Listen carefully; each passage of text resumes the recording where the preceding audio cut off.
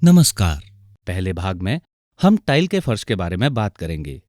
फर्श, फर्श के घटक। Floor base. फ्लोर बेस एक संरचनात्मक घटक आरसीसी स्लैब है जो भूतल से इतर तलों पर फर्श आवरक फ्लोर कवरिंग को सपोर्ट करता है। सीसी या ग्रेट स्लैब। भूतल के लिए फ्लोर बेस का उद्देश्य कवरिंग को अच्छी तरह से सपोर्ट करना है ताकि यह स्थिर रहे और नमी प्रतिरोध प्रदान करे।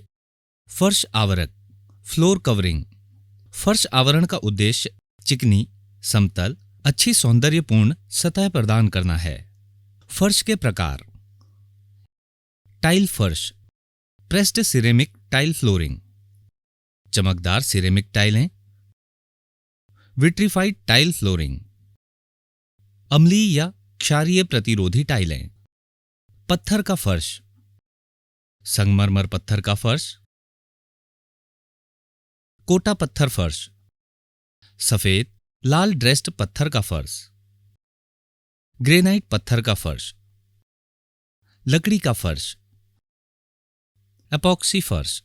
प्रेस्ड सिरेमिक टाइल फर्श। टाइल अनुमोदित बनावट की होगी और आमतौर पर IS 15622 के अनुरूप होगी। IS 13630 के अनुसार टाइल का परीक्षण किया जाएगा। इनकी जल अवशोषण क्षमता 3 से 6% ग्रुप B2 होनी चाहिए। प्रेस्ड सिरेमिक टाइल्स का वर्गीकरण और विशेषताएं IS 13712 के अनुरूप होंगी। टाइल का आकार वर्गाकार या आयताकार होगी। IS 15622 की तालिका 1, 3, 5 और 7 मॉड्यूलर वरीय साइज देते हैं और तालिका 2, 4, 6 और 8 सबसे सामान्य गैर मॉड्यूलर साइज देते हैं। टाइल की मोटाई निर्माता द्वारा निर्दिष्ट की जाएगी। टाइल में 3 से 6% जल अवशोषण की क्षमता होगी।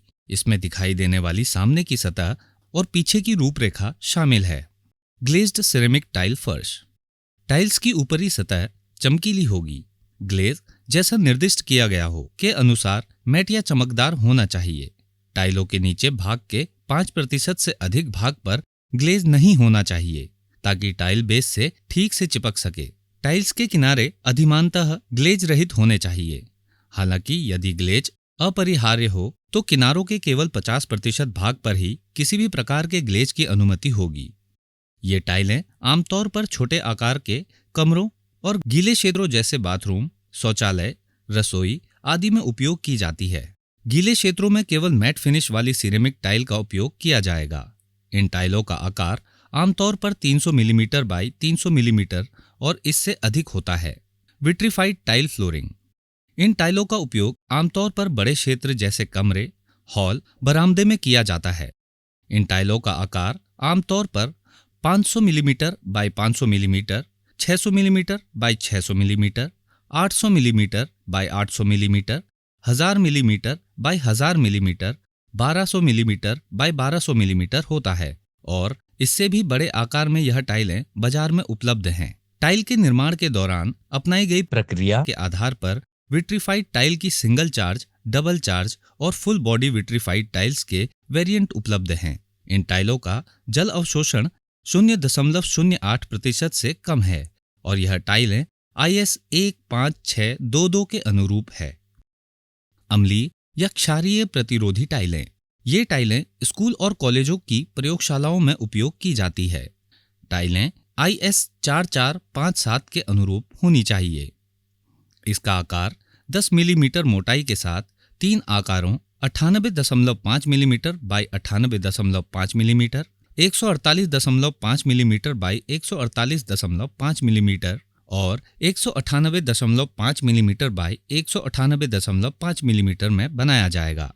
सतह की तैयारी और सीमेंट मसाला बिछाना।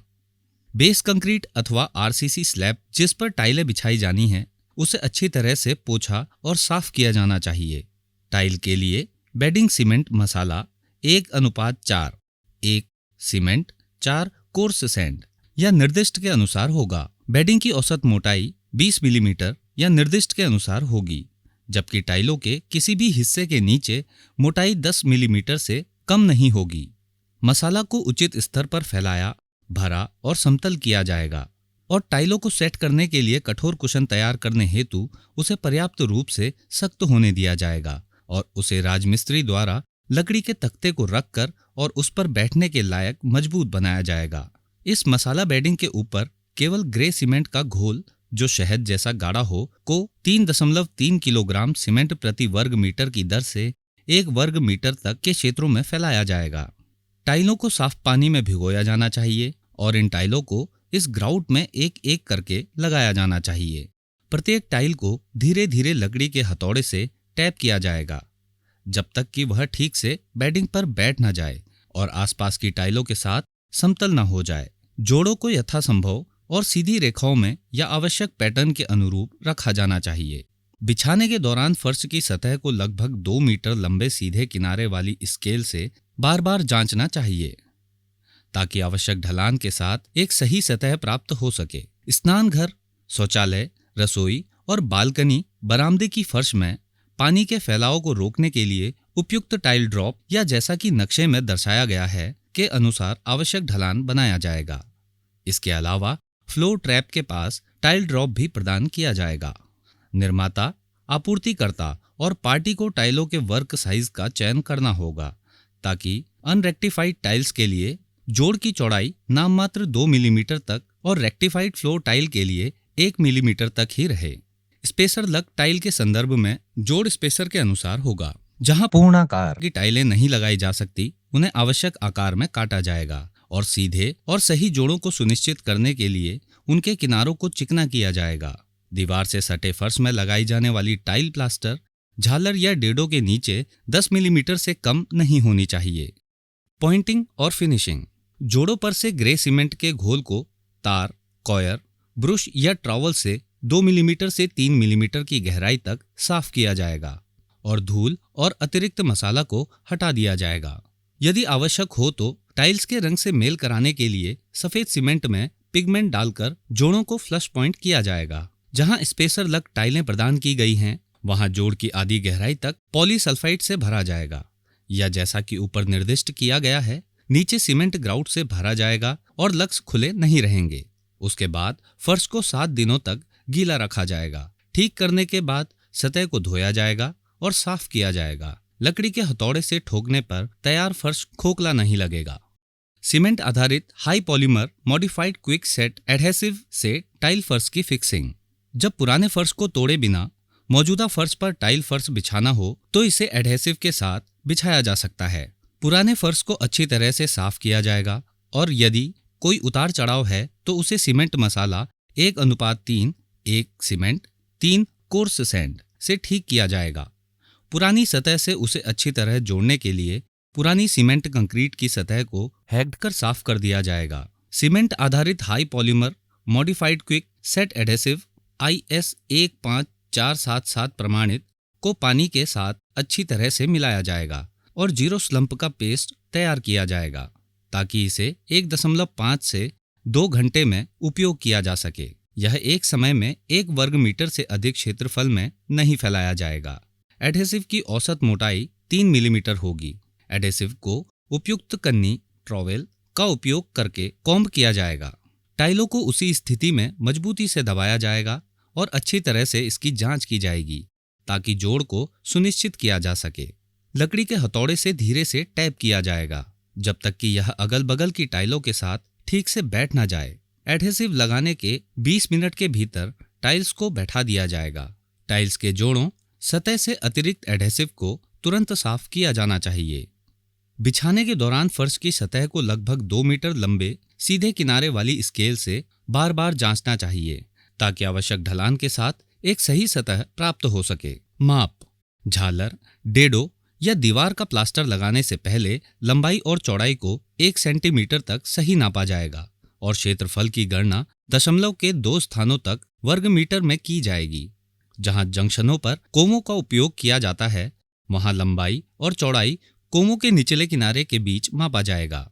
0.2 वर्ग मीटर से अधिक रिक्तियों के लिए कोई कटौती नहीं की जाएगी और न ही अतिरिक्त भुगतान किया जाएगा। 0.10 वर्ग मीटर से अधिक के क्षेत्र के लिए असमान सामग्री या एम्बेडेड अन्य सामग्री के लिए कटौती नहीं की जाएगी।